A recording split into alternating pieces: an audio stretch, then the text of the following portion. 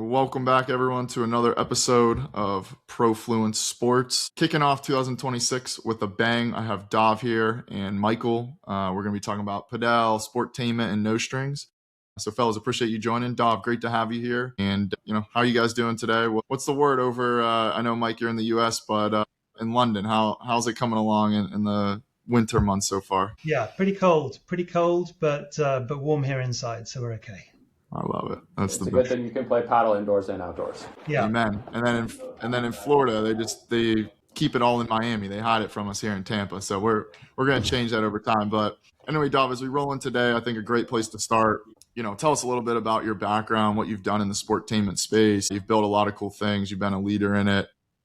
Give people some context of who you are, what you've built, and then the opportunities you've seen, and then we'll sort of lead into the next one you've identified in our building. Yeah, well, I started off in 2012, co-founding a concept called Bounce back in London, a ping pong concept, which was very close and dear to my heart because I was a ping pong player as a junior professional player, but saw the opportunity to put a great recreational activity with experience design and hospitality and mash those things together and create a new competitive socializing concept. And really it created a sector. Bounce started off bringing people together, bringing teams together. It became an unlock really for corporates. And we stumbled across something which was really extraordinary because it wasn't so much the ping pong, it was just having an activity that could bring groups and people together. It started then a lot of incoming concept, and creators and founders came to us, and we incubated something called Flight Club Darts, which is an enormously successful concept. We licensed that for North America. We are now operating several venues in the US. And then we did the same with Puttshack, started developing that concept from within our business. We spun that out. That has become an enormously successful business in the US. And really what happened was the technology side of things as those concepts were coming to market and then being successfully rolled out, it was key that technology was a kind of main fundamental component in revitalizing those businesses. So I went back into Bounce and created something called Ping Pong X that transformed that offline activity into kind of an online and offline activity. So yeah, that's been my world for the last 15 years or so until Padel. Although I should say I've had it, reliably confirmed that it's Padel, not Padel.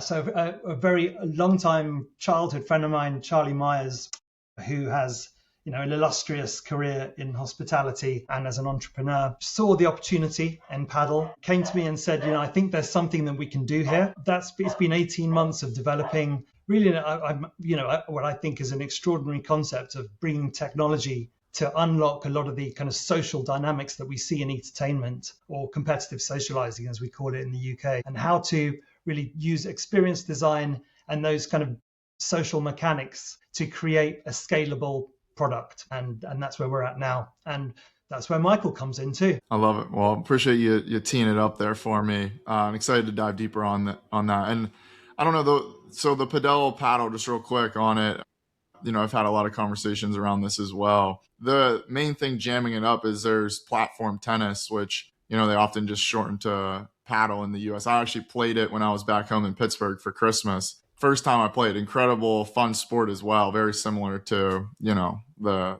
Padel. So I think that's where it gets separated. But yeah, it'd be nice if someone would come along, a governing body, and be like, hey, here's what we're going to call them. Here's how you pronounce them. Let's set the standard. But anyway, super cool. Excited to dive more into that.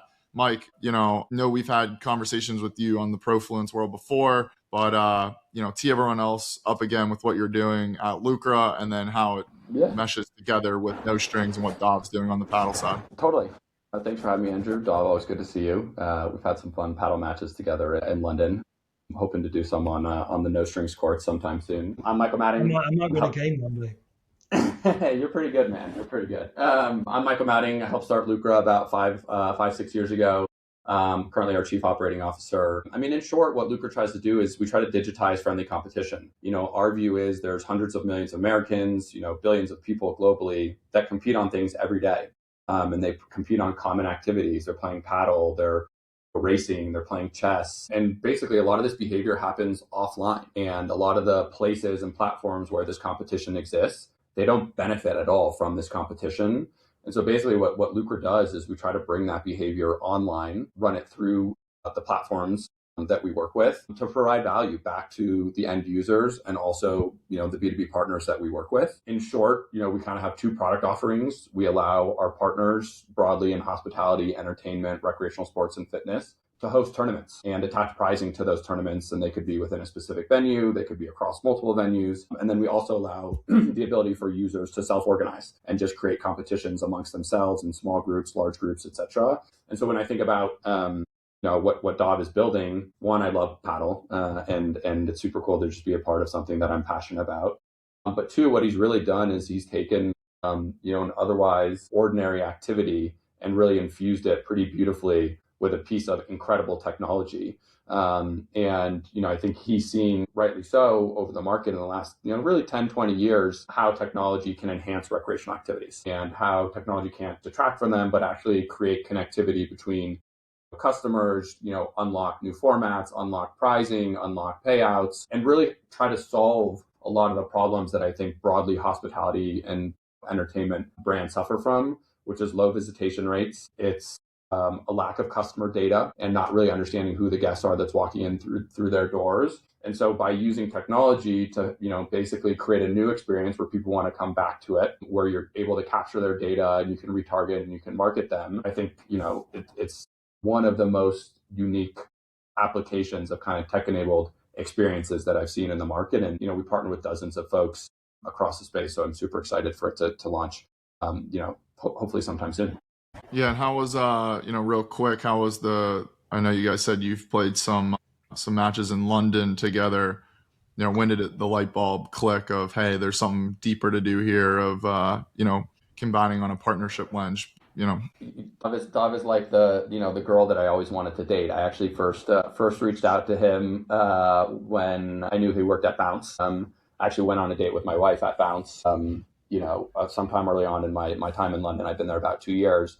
And I was like, wow, what a cool tech-enabled concept. I wonder if Lucra's kind of gamification engine that has, tournament formats and pricing and payouts functionality could fit in here. So I actually first started talking to Dov in the context of Bounce, and I knew that he was involved with a lot of incredible brands that had been built that he'd mentioned, Flight Club and Puttshack and others. And, just in conversation, it came up that, we both like to play paddle and that he was building this new paddle concept. And I think exactly what Lucra's product offers, which is, tournaments, individual competitions, and pricing, fits pretty perfectly with how somebody plays paddle, right? They play 2v2 in a small group setting. Maybe they enter bracket style challenges. They have open play.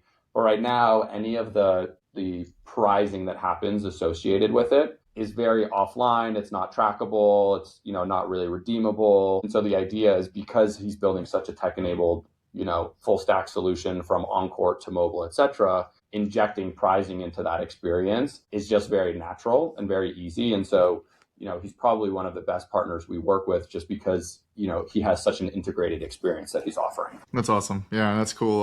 The balance tie-in and, the worlds get small. And so it's always cool to see, like, just even on our side, for some people know Dave Gieslin, who ran and started Three Step, but it's similar. Like, I used to play in all his hoop group events, which he owned, and now it's really cool to have him as like a friend, mentor, colleague. So anyway, it's always like cool what sports can build, bring together and then build on top of it. And so I'm sure tons of listeners have those stories as well. So Dom, now I want to go into, and I know we've covered this in past Profluence briefings and even some podcasts, but to revisit it, right? Because a lot of people the growth is happening so fast. The Padel market, right? What's it look like? Obviously, you can get into where you guys are targeting. It's been pretty big in Europe, particularly Spain, and I think London, it's growing a ton, and Scandinavia, and then some of Latin America. But what does that look like? You can go wherever you want with it, but give an overview, numbers, courts, hot regions, wherever you think is most important. I think that would be helpful for listeners. I think the UK is one of the fastest growing, if not the fastest growing market in the world. I think, per capita, you've got the most number of courts for an emerging market. I think there are around 1,000 courts in the UK. and there are about 1,000 courts in the US. So that kind of just shows you how quickly when it hits and it's like wildfires. I think in the UK particularly, we've taken it on. We've become addicted to it. We're happy to play outdoors. I think this year will be the year of indoor paddle. We've had about 12 or 18 months of lots and lots of outdoor courts. And for many operators and investors and landowners, it was more about testing out the market. And now I think that there's a bit more comfort, that there's runway, there's longevity. So I think there'll be much more investment attracted to the space and more capex built into those facilities. But in the US, which is where I'm focused on, it's nascent. You've got very hot areas such as Miami.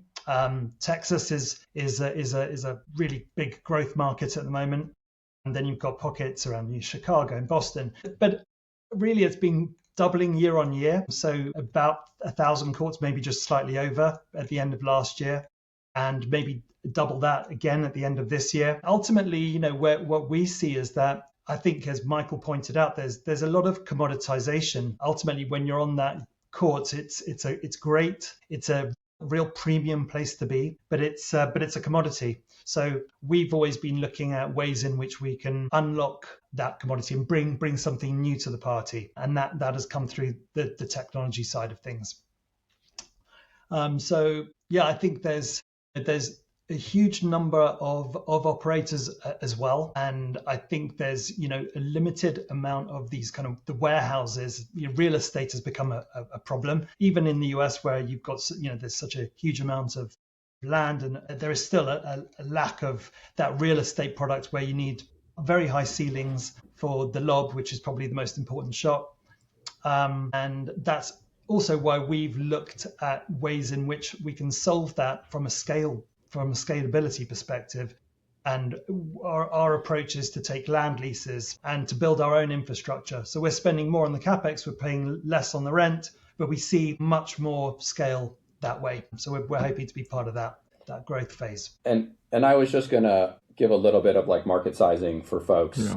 I was doing some research in the background while Dov was talking. In the UK, there's about some people that play paddle every year. Rewind 5 or 6 years, and it was about 15,000 people, which is pretty crazy. And so I feel like today the US market is kind of where the UK was, 5 or 6 years ago. And so today in the US, there's maybe 100,000 people or so that are playing paddle. And I think very, very reasonable in the next 3 to 5 years, you're talking 5 to 10 million people that are playing paddle in the US. You think about what's happening with pickleball over the last decade in the US. It's broken 40 million Americans who play pickleball. And so I think, it's a massive, massive opportunity. It's why you're seeing a lot of, UK players, try to move into the US market. Not too dissimilar, by the way, from how a lot of competitive social concepts that were founded in the UK have since expanded into the US, whether it be Flight Club, Puttshack, Topgolf, others. They kind of validate the concept often in the UK, and then they expand to the US because there's 5 times the number of people there, and a lot more bigger cities. But what I will say is, from all the concepts that I've seen, nobody's approaching it like Dov. So yeah, you have paddle clubs popping up, left, right, and center in some of the hot areas in the US. But I have not seen such a kind of integrated, tech-enabled, fun, social experience that he's building. And so I think he has a massive opportunity to have quite a differentiated product in the paddle space. And I know in broader competitive social, it's very hard to differentiate the experience outside of the activity, right? Of whether you're playing darts or racing or mini golf, etc. It's quite similar experiences. And so for him to be a massive first mover in a new sector, and I think he has a pretty deep moat, just given the complexity of the technology that he's building. I think he's really, really well positioned to go far in a massively growing market. Yeah, I appreciate the context there. And I guess overall, Dov, you've seen and built multiple of these now. We've touched now on the paddle side of things, but what's going on in terms of just like, let's call it human connection, experiential, like competitive socializing, right? There's a lot going on in that market as well. What are you seeing? And I think, Michael, you'll have some good points here, also working with a lot of them. Any key themes or big talking points? Yeah, I think, just from an operating perspective, I think it's what we've seen is that when there is cross-functional understanding of how to embed technology into a concept right through from sales, marketing, operations, training. Once you've got it in a venue, then it's about service and maintenance, and then from a customer perspective, it's the customer journey all the way from onboarding to the experience itself to post visit CRM. So all of it needs to be that technology needs to be thought about right throughout the customer journey and needs to be understood by the customer, obviously, but also by the operator. So I think that's super important. The reason that we go to all that trouble is because what we saw was that spend per head goes up. I mean, in Bounce, it was particularly interesting because we had a life before technology, and then once it came into the business, so spend per head went up about 20%. Group sizes went up a little bit more, about 25%. Return visitor rates, particularly around events, on corporate events, again, another uptick. And there's a brand halo effect. Once you're dealing with corporates, when you've got a system that organizes and professionalizes what was an offline activity, and this is the interesting thing that I see in Padel, that potential to create a professionalized, organized event that it has that creates meaningful engagement. So yeah, that all of those elements, whether it's just pure metric or halo effect, are hugely accretive to a brand. And if I had to summarize it, I think what Dov's approach that he's taking, which is similar to kind of Lucra's mission, is how do you use technology to build brand loyalty, right? And ultimately, with no strings, they have a very differentiated product experience. And so they're using technology to offer something different than what exists in the market today. They're doing an incredible job at data capture. And so they're going to bring people back because they can retarget them. They can push them promotions. They can leverage technology like Lucra to provide them prizing in a digitally enabled way. And so it's not meant for the mobile device or, tech experience to detract at all from the experiences, which I think if you walk into some venues that exist, there may be there's too much tech, or the tech is a little bit clunky because they're patching together different systems and different vendors, et cetera. And at the end of the day, like, the guest knows, right? The guest can feel the simplicity of the experience and whether the technology is additive or detractive, and is it a friction point, or is it something you remember and you want more of? And I think that's what a lot of competitive social concepts are trying to crack. The newer ones do a better job. Obviously, they don't have legacy infrastructure that they're building on top of. And I think, Dov in particular, is thinking about this really thoughtfully, of having technology be an enhancement to the guest experience. Yeah, go ahead, Dov. Do you have something else to add on to that? Yeah, I just wanted to add that, what we feel is that where technology has come into a lot of recreational activities, we needed to think about it really differently for Padel, because it's a genuine sport. And Michael's absolutely right. Technology needs to never get in the way. A, it can't be a novelty. And B, you never want to be waiting for the technology, particularly in an American Padel market. You guys are probably more competitive than we are over here.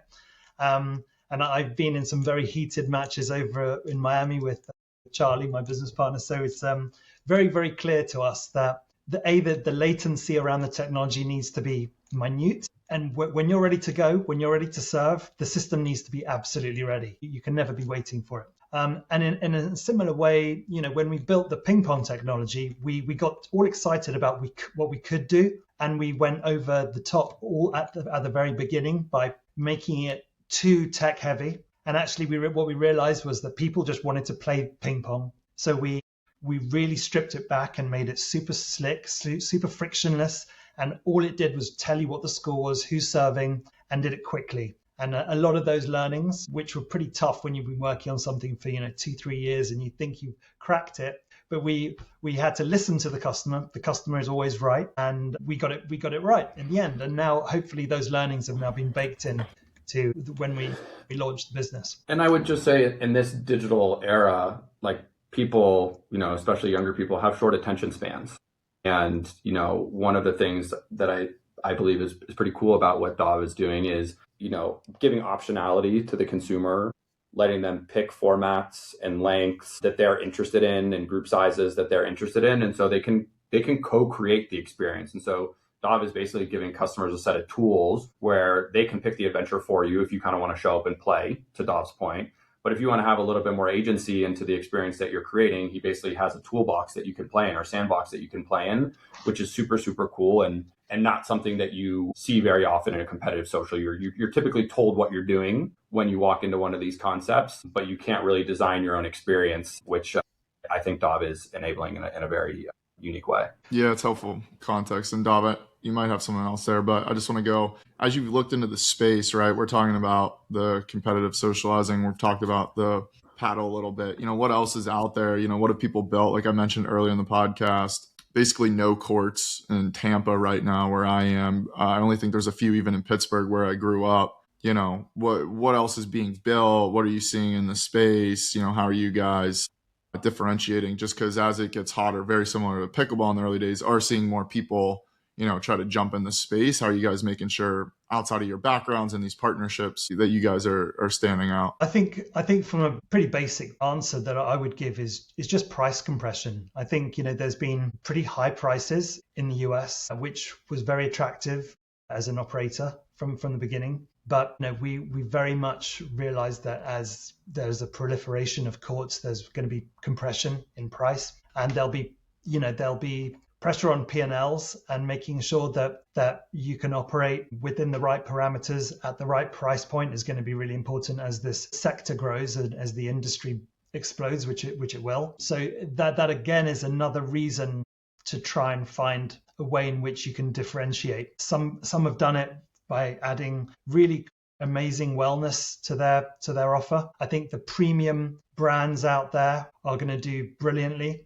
The US is very, very happy. The 1% are always happy to pay as much as you can, really. The higher the better. But I think that there will be, there will be some that will find it more difficult as more supply comes to market. So I just think it's all about differentiation. Yeah, and on that point, I think without going into too much detail or naming specific players, you can play paddle in the UK for about a third of what you can typically pay for it in the US. So it's not, paddle today in general in major metropolitan cities is not that approachable for the average American because there's a shortage of courts. And I think one of the things I really appreciate about Dov's model too is, he's thinking about the business model and the revenue line items, not just on the court time, right? What are the ancillary services that you can offer to allow consumers to opt in to paying for those things,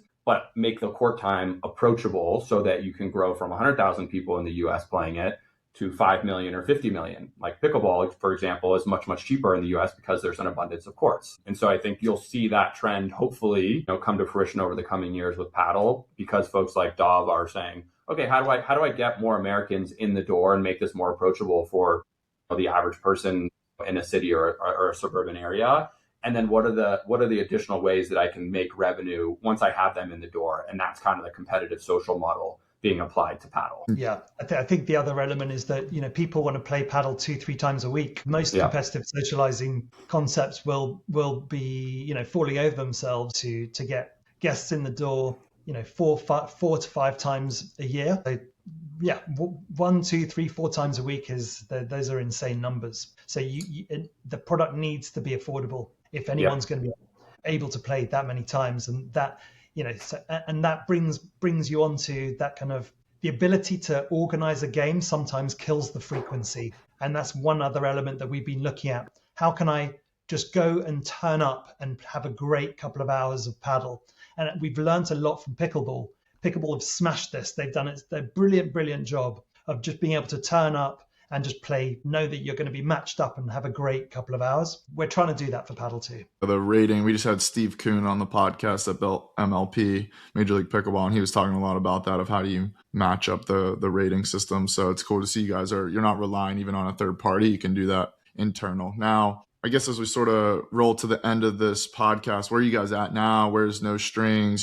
Give us the high level overview of, the state of play for you guys and what you're trying to do next, and, whatever you can share to the audience. From No Strings perspective, we've spent the last 18 months building out incredible technology. So this is ball tracking and player tracking technology that allows us to auto score. We we filed our patent application back in March of last year, and we've spent most of last year making that work. We've got a demo court up and running. We're really happy with the results, and we built out the entire UI and UX around it. So we're really excited for everyone to see it.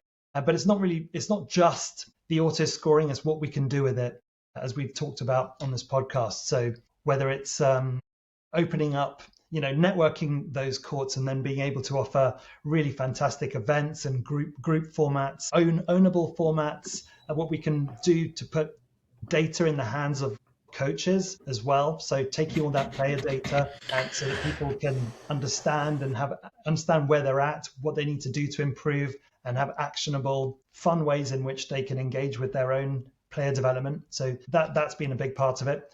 And building out our team, finding a great site. We're kind of now, we've got all that done, and we are capital raising. We're kind of coming to the end of it, and hopefully we'll be towards the end of this year. Amazing. And then looking forward.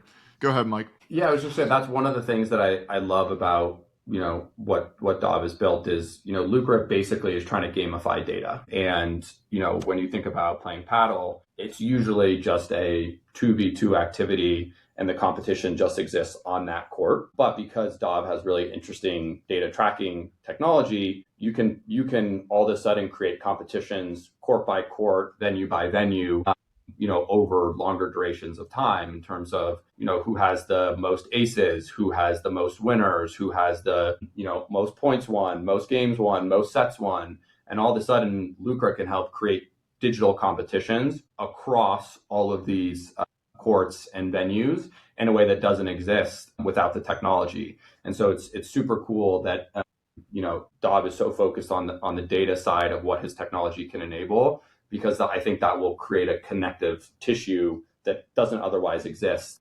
in paddle. Yeah. There are quite a few really fantastic companies like Playsight who do some great, post-game analytics, and you can record your game, you can see the highlights, and there's Clutch out there. So there's lots of great technology companies who are solving for that post-game. But the thing that we are trying to do is solve for the real-time in-game. And that's all about just amplifying the activity for the players. But the other thing is to create real vibe and excitement for spectators and the other people in the space. Sometimes you walk into a paddle club and you can see some great play going on, but you don't know what's going on. Is it match point? Is it the beginning or the end of the game? We're going to give everyone the ability to see what others are doing, but also get your name in lights when you're on the court and in a competitive environment. Have the winners, have a leaderboard, have a tournament tree, and really that creates an exciting place to be. And that's another thing that we're bringing to the party. Amazing. Yeah, I mean, I can't wait to get to the first location as you guys get it rolling and up, and hopefully Tampa's in the works sooner than later as well, because I've been itching for that. But yeah, I guess as we roll out, anything else you want to touch on from any of the verticals we talked about, or what you guys are doing, or cool things that people should know about, or just even trends in general in sports that you're interested in or paying attention to, and then we can round this thing out, give people some call to actions, and keep this to the court, right? And we can push it there. Yeah, the last thing I would say is really something that really resonated with me was your comment in I think one of your previous podcasts, when you were kind of saying that something that there's the technology is the bridge between the offline and the online world for sport, and I think that really resonated with me, because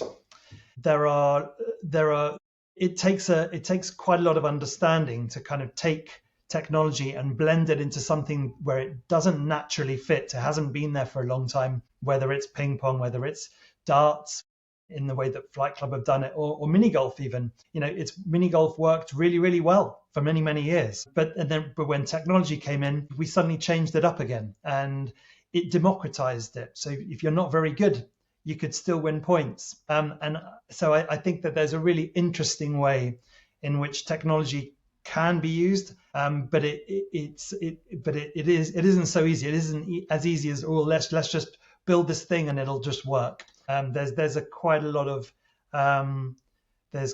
finesse to get it right and make sure that players are still enjoying the game they love. Yeah, I agree. And Mike, if you want to bring us home on anything on that and what Dov's doing, that would be great. And but yeah, I think it's good perspective, Dov.